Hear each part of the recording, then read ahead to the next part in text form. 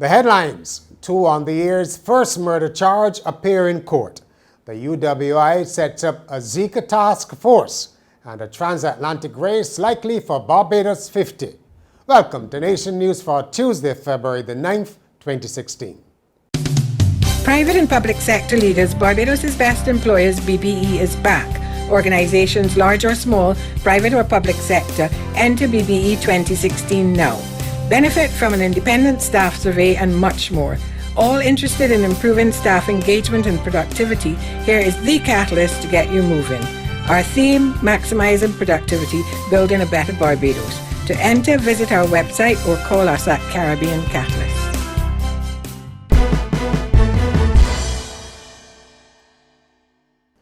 Two brothers charged in the year's first murder have been remanded to Dodds. 22-year-old Arlong Elroy Atwell and Antonio Ronaldo Atwell, who is 19, were not required to plead when they appeared in the Holtown Magistrates Court.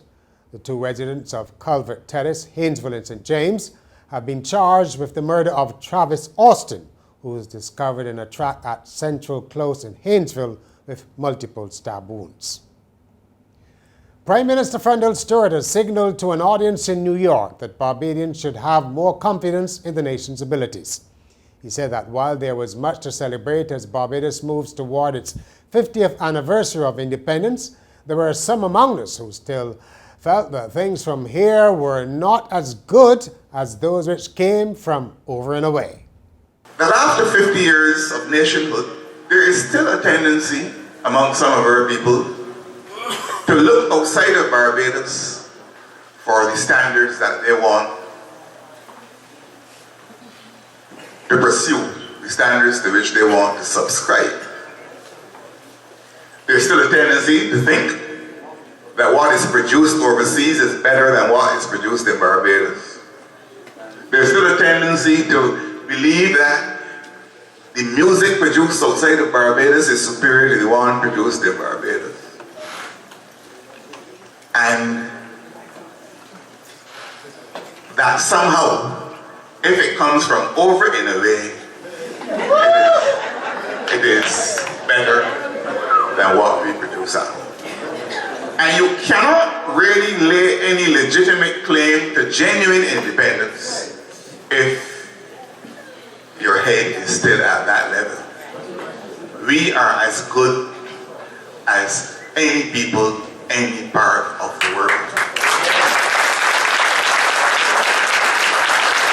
Mr. Stewart was speaking at a function organized by the Friends of Barbados DLP Association in New York on Sunday night. He said also that the high standard of local social services and infrastructure made the country very attractive for international companies to set up shop here. Stability of our country, because of the quality of our infrastructure, because of the quality of our information and communication technology, because law and order prevail in Barbados, and because of the hospitableness of our climate. Companies out of the United States, out of Canada, out of the United Kingdom and elsewhere redomicile, decide that they're going to headquarter their businesses in Barbados and pay taxes at the rates chargeable in Barbados rather than pay them at the rates taxable in the countries from which they've come. The University of the West Indies says it has set up a task force to tackle the Zika virus. It will draw on resources from across the Caribbean and will convene a major symposium within the next 3 to 4 weeks involving ministries of health, donor agencies, public health agencies and tourism stakeholders. UE Vice Chancellor Sir Hilary Beckles says a rapid spread of the mosquito-borne virus poses serious challenges and the university has a duty to confront them. A link has been made to the Zika virus and a serious birth defect in Brazil. 3 pregnant women in Barbados have been confirmed with the virus.